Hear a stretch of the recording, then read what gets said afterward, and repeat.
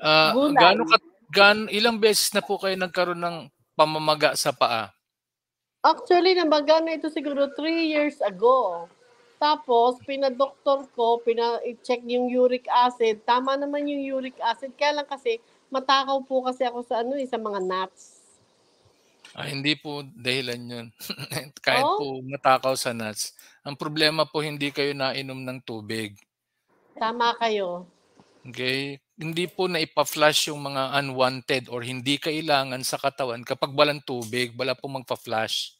At hindi rin po kayo naglalakad ng Ay, mahabang oras. For example, cardio, ang sinasabi ko po, cardio. uh-huh. Yung bumilis yung tibok ng puso na para kayong hiningal, yun po ang kailangan. Okay? At saka yung exposure to sunlight na at least 30 minutes. Nagpapaaraw po ba kayo? Aha. O kaya nga ang kulay ninyo ganyan. Pero anong oras po ang tamang pagpapaaraw dapat sa alam ninyo? Kanina, kanisang umaga, ano ba tawag? 10 Hindi yata, po. 10. Kapag may edad na po, ang oras po dapat ay 10 to 3. Kailangan niyo Aha. po ultraviolet B. Yung umaga po A po yun. Yung B po, vitamin D3 production po ang ginagawa nun. Wala pong kikilos. Naka-steady ka lang, parang sunbathing. 15 minutes sa harap, 15 minutes sa likod. Okay? Oh, Ganun lang po. Yung okay. umaga po, 6 to 9, lakad po yun. Pero, bago nyo po gagawin yung exercise, lakad, at saka exposure to sunlight, iinom po muna kayo ng kalahating litrong tubig na may rock sea salt. Hindi po iodize ha. Bakit po mahalaga ang asin? Napakahalaga po ng asin kasi nung ginawa ng Diyos ang tao, si Adan galing sa lupa. Kung anong sangkap ng lupa, yun din ang sangkap ng katawan. Lahat ng minerals na sabihin mo, potassium, calcium, magnesium, sodium, copper, zinc, iron, manganese, molybdenum, selenium, chromium. Sodium, isa doon sa ewan ko, nilihim siguro to. Ang katawan po, salty yan. Ang luha, maalat. Pawis, maalat. Sipon. Yung amniotic fluid, kung saan lumalango yung mga baby, maalat-alat din po yun. Napakahalaga. Ang Diyos nga hindi tumatanggap ng sacrifice kapag walang asin. Okay? Dahil nung unang panahon walang refrigerator. Mabilis pong pamahayan ng bakterya, bulate, fungus, or mabulok ang katawan kapag walang asin. Napakahalaga. Kaya wag niyong katakutan ng asin because highly soluble po ang asin. Okay? Ito po ay madaling matunaw. Wag po yung iodize kasi marami pong sangkap na hindi dapat ipasok sa katawan. Napakahalaga po maintindihan niyo yung asin. Wag niyong hindi po totoo yung, Dok, magkakaroon akong kidney stone. Hindi po ako doktor lang, professor po ako. Inaral ko na po yan. 10 years ko na pong ginagawa to. Wala pong, di sana kami may kidney stone problem at saka may high blood pressure. Wala pong ganun. Calcium and Um, oxalate po ang dahilan ng kidney stone. Uric acid. Dahil too much eating animal protein. Kapag kayo po ay kain ng karne at hindi kayo nainom ng tubig, yung mga excess calcium oxalate, uric acid, tapos may fats ka pa, magpo-form po ng crystalline formation, mai-stay po yan sa paa. Bakit po? Gravity. Lahat po nasa paa. Lahat po nasa baba. Kapag hindi po kayo naglalakad, hindi po mabilis yung lakad ninyo, yung circulation ba, hindi po bumabalik yung dugo papunta sa puso, papunta sa ihian at dumihan. So hindi po napa-flush yung basura. Kaya nga ang dami yung iba nagkakaroon ng varicose vein. Kaya nga napakahalaga ng paggalaw. Gumalaw po kayo. Huwag po kayo matakot sa asin at tubig at asin. At tigilan niyo pong matakot ha. At pag pumasok kayo sa holistic medicine, tigilan niyo pong matakot kasi nga po, yan po ang hindi niyo nakikita o mga tao hindi nakikita na kaya po kayo nagiging alipin ng allopathic medicine o mga ospital dyan kasi nga natakot kayo. Kung oras na po, oras na. Tigilan niyo lang matakot. Ang holistic medicine, yun po ang mensahe. Tigilan niyo matakot. Okay? okay. May tanong po ako, Doc. Kasi marami akong, may ininom akong mga supplement. Ito, that is, ano yan, mga synthetic yung mga yon. Kapag ito po ay alam nyo natural source, for example, nagbilad lang ng malunggay, pinatuyong malunggay, yun po, natural po yun. Hindi po Oh, ako against sa mga natural supplement kung ito ay natural o 100%. okay. At kung ang tao ay may pera, paano kung walang pera? Katulad nung libo-libong pasyente na wala na, naubos na yung pera nila sa kakapacheck up sa ospital, binigyan lang din sa huli synthetic drug, lason. Imagine mo, imbis na pambili yung pagkain, bibili pa ng maintenance. Di mo na ubos pera. Ay nako. So, ito pong mga supplement na vitamins, lahat yung mga synthetic yung mga yon. So, kailangan, Process lang po. Sometimes po yung sobrang process, sobrang luto, sometimes po nagiging foreign na rin yan. Okay? Kaya nga dapat naturally mo, kasi inutos ba ng Diyos yan? Bigyan niyo ako ng passage or verse na nagpo-prove na itong mga supplement dapat ibigay sa mga tao. Wala pong ganun. Ang sinabi ng Diyos, I give you seed-bearing fruit and seed-bearing plants for your food to eat. At binigyan tayo ng kakayaan o karapatang kumain ng hayop, pero yung clean, yung kung ano lang yung, for example, sa lupa, ang dalawang sign, chew the cud and split hoof. O, yun lang. yeah. Sa dagat, lahat ng may kaliskis at palikpik. Yun lang. Okay. Yun lang. Hindi pwedeng kung ano-ano kinakain natin. Bakit ginawa tayo ng Diyos, kawangis niya? Hindi kawangis ng mga hayop na kung ano-ano lang kinakain dito. So, at parang nasasakyan ko na po kasi nga umiinom lang ko ng tubig pagising sa umaga at bago matulog. At Pero bawal na pong kumain sa 35 years old pataas, bawal na po kumain sa gabi, lalo na yung may mga nararamdaman na.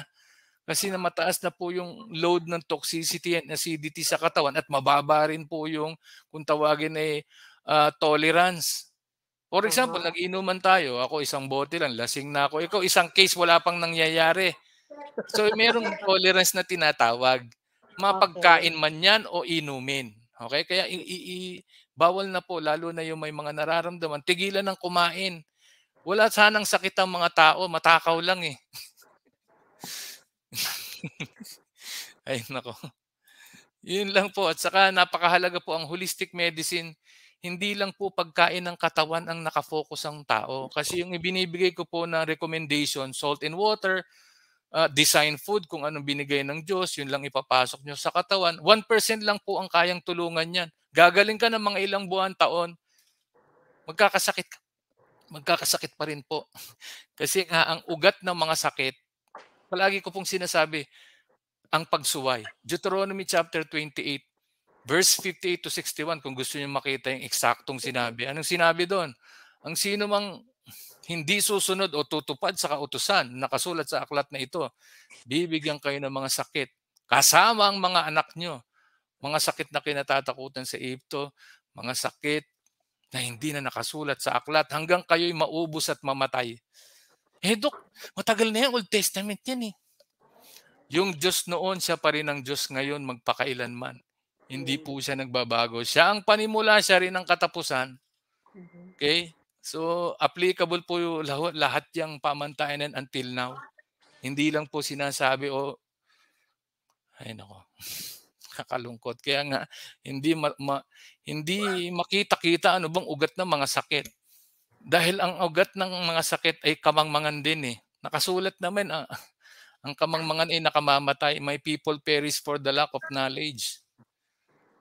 Ay nako. Ow. Dok, nananalangin naman kami. Sinabi ng isang pinakamatalinong tao na nabuhay dito sa lupa. Sino yon? Si King Solomon. Ano bang sabi niya? Ang sino mang nananalangin ngunit hindi sumusunod sa kautusan, maging ang kanyang panalangin ay kasuklam-suklam, o di walang silbi. Lumuha ka man ng dugo, wala rin. Hindi ka naman nasunod eh. Sinasabi, ang bait-bait mo, ama, bait-bait mo, napakabuti mo. Hindi ka naman nasunod. Kayo po ba'y nananalangin? Opo. Sa panalangin nababanggit yung 10 kautusan? Hindi po. See? Dalawa lang po ang ending na sinasabi ko. Isang natulog at ipinahirapan. Ano pong gusto niyo do'n? Of course, natulog lang. Tulog. Langit o impyerno? So, mali yung Sure, ginagawa langit. na kasi po every like meron kaming group na nagpe-prayer kami, nagbabasa ng Salmo 91, pero hindi namin nababanggit yung Ten Commandments. Ano Kailangan yun sa pong old, banggitin yun kasi nga covenant po yun sa mga tao nung unang panahon, sa mga ano yun sa, Israelita. ano Pero po hindi lang po Israelita ang kasama doon, marami po mixed multitude po yun. yung Old Testament o New Testament? Old, wala pong old at wala pong new. Kasi Oh. ang faith ng Israel ay old at wala pong new. Ang huling propeta na kinausap Malakay. Kasi hindi niyo po makikita ngayon 'yan kasi nga sabi ko nga meron akong isang portion na ginagawa na hindi ko po nila live. Private lang po 'yon sa mga tao lang na karapat-dapat do'n sa mag-aral ng Torah. So kailangan maintindihan niyo kung ano bang purpose ng buhay, bakit ba tayo nasa lupa kung sa huli mamamatay rin pala, na ang dapat malaman pala kung anong purpose. Nakasulat sa Ecclesiastes 12:13 to 14 ang sinabi do'n, ang lahat ay nasabi na, matakot kayo sa Diyos at sumunod sa kanyang pamantayan dahil ito ang buong katungkulan ng tao. Wala na, hindi ka nandito para magsaya o magdrama o paggising sa umaga, kakain, maghanap ng trabaho, maghanap ng kaligayahan maghapon, pagdating sa gabi matutulog. Wala na pong pinagkaiba sa aso't unggoy yan. Hindi tayo ginawa ng Diyos para sa mga ganyan. Kasi nga ginawa tayo kawangis niya, mabuhay kayo na may pagsunod sa pamantayan at may takot dun sa punishment, ha? Kaya nga may physical punishment at saka may spiritual punishment. Yung mga bago umalis dito, pinahihirapan, iyan na po yun. Kasi nga unang-una, dinumihan yung dugo. For the life of the flesh is in the blood. Kain ng kung ano-ano kinakain eh. Nadumihan yung dugo. Tapos lalasunin ka pa pagdating mo sa ospital dahil bibigyan ka ng mga foreign substance na mga synthetic drugs. Oh, yan yun. Hmm. Hindi po ako pwedeng magkamali kasi hindi naman po galing sa akin ito eh. Di magreklamo kayo dun sa lumikha. Ako'y guide lang naman ako. At hindi, sabi ko nga uli, hindi po ako nagpapagaling. Wala pong doktor na nagpapagaling. Illusion lang po yan. Dahil pare-parehas lang tayong tao, nagkakasakit at mamamatay. Nakakalungkot eh. Because babagsak pa rin ang kamangmangan ay nakamamatay. So kailangan dun tayo mag-focus sa spiritual. 99% ng ugat ng mga sakit nasa Deuteronomy chapter 28. Buksan niyo po pagkatapos mamaya. Buksan niyo po. Deuteronomy chapter 28. Blessing and curse 28? nandoon po. Yes po. 28? Okay. Deuteronomy chapter 28. Basahin niyo po yung buo na yan. Makikita niyo po. Okay. So yung problema niyo po, pag may mga masakit, sabi ko nga, hydration. Hindi maipa-flush yung basura sa katawan kapag walang tubig. At saka kailangan ng movement para yung dugo sa paa umakyat sa puso papunta sa dumihan at ihihan para i-flush. Kapag walang tubig, napakalapot ng dugo. Sa anong babagsakan ninyo? Pamamaga, impeksyon, bukol at bara. Kaya may high blood pressure ang tao kasi malapot ang dugo. Yung puso nyo, hirap na pong bumomba. Ang tinutulak niya putik o sinlapot ng hani. Kaya pwersado siya, may force, may pressure. Okay? Naghanap nga po kami nung asin na, ano ba yung rock salt? Wala kaming makuha dito sa Kabinti. Kasi nga po, isa yan, kinontrol ng gobyerno.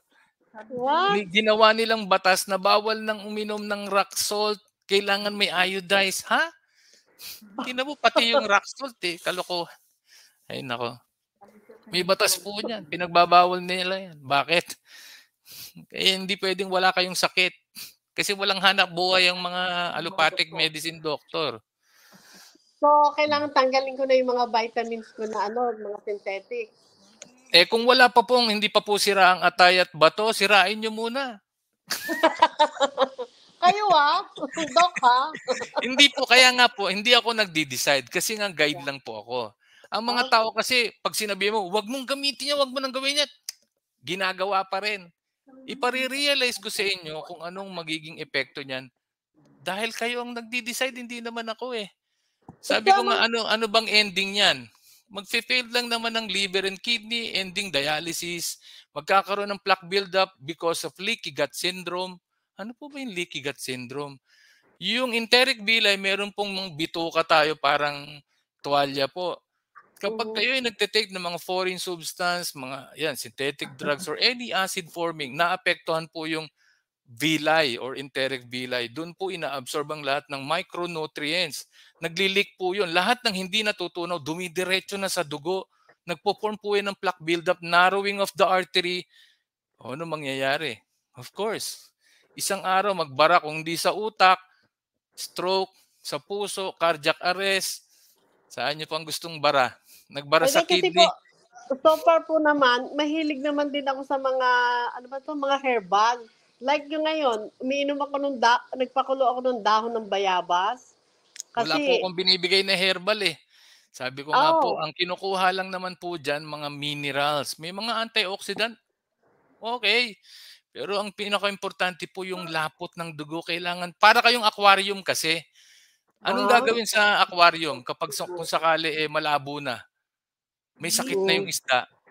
Anong gagawin? Papalitan ng tubig o lalagyan ng antibiotic yung tubig? Anong gagawin? Papalitan yung tubig. Yes. Yun po yung dapat gawin. Kailangan nare-replenish po yung katawan, na ibabalik po yung pH nito. Hindi yung nagkakasakit na nga yung cells mo sa katawan, iinuman mo pa ng mga suppressant drugs, kung hindi pampababa ng blood pressure, pampababa ng glucose. Teka, ba't ba tumaas ang BP? Malapot na dugo. Ba't ba tumaas ang blood glucose or sugar? Kain ka ng kanin, tinapay, noodles, pansit, biscuit, dairy products, ice cream, soft drinks. Ay, nako. Hindi po ako nagaganon. Hindi po. Yung acid forming po ang sinasabi ko. Acid forming. Lahat po ng cooked food, processed food, those are acid forming. Tas hindi pa kayo nainom ng tubig. So metabolic acidosis po ang ending ninyo. Ano yun? Acidity. In short, term. Acid. So far, hindi naman ako acidic eh. No, I mean, bumababa po ang pH ng dugo. Kaya po nandyan ang pamamaga, impeksyon, bukol at bara. Pamamaga po yung paa nyo. Namamaga niya ka mo eh. So may pamamaga kasi nga acid or malapot na dugo na rin yan. Pero hindi po dyan nagtatapos. Ang sinasabi ko nga, holistic medicine, nakafocus po ko sa ugat, sa root cause. 99% na ugat ng mga sakit ay bunga ng walang kaalaman sa pamantayan o pagkain ng espiritu. Pero ang ugat po ng mga sakit nasa espiritu na po 99%.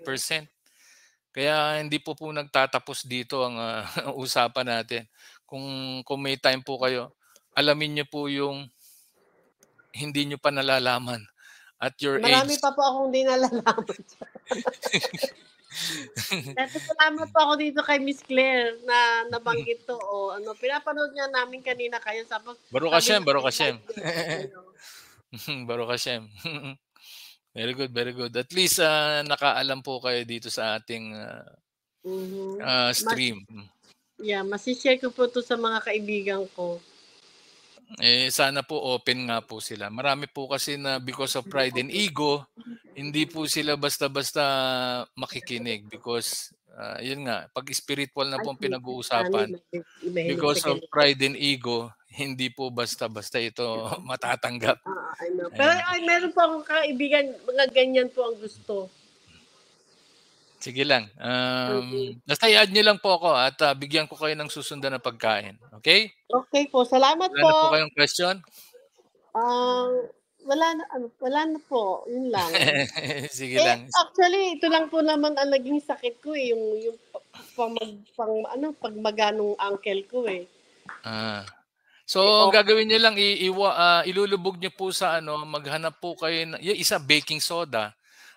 Lubog po dapat yung buong bukong-bukong ninyo. o yung paa ninyo sa warm na may baking soda. Oh, Okay? baking soda. Maghanap po kayo ng baking soda dyan or maghanap din po kayo ng yung pansit-pansitan kung naiintindihan nyo. Yun, isa rin yun. Pansit-pansitan, hindi ko alam yun eh. Wala yata kami. Kasi yun lang po muna, yung yung dahon din po yun, pinapakuluan. Yung baking soda, ilubog nyo po dun at saka yung salt and water at hindi po muna kayo kakain within 24 hours. Okay, hayaan nyo kasi kapag hindi po kayo nakain, yung katawan nyo nagre-reset, nagre-repair, nagdi-detox, nagkakaroon ng cell regeneration. Ganun lang po. Okay? Napakahalaga. Itong katawan na po, binigyan po ng Diyos ito ng reset. Nagre-reset po ito, nagre-repair by itself kung alam nyo lang po. So, tubig lang ang kailangan yes po. Na may yes po. rock salt. Rock sea salt. Hindi po kailangan na uminom kayo ng mga pain reliever o ano. Hindi nyo po tinutulungan ng katawan nyo, bagkus. Dinadagdagan nyo pa ng basura at magfe-fail in the long term yung liver and kidney. Kaya nga nagkakaroon ng pain kasi nagre-repair na po yung paa ninyo. Tandaan nyo, ang pain is a sign of there is a repair. May inflammation, kaya kasi nire-repair na yun eh. So para ma-expedite lang, gamitan nyo ng mga warm o maiinit na dapat gawin. Okay? Saka hydration lang po kayo. Sige po. Baruch Hashem, Baruch Hashem.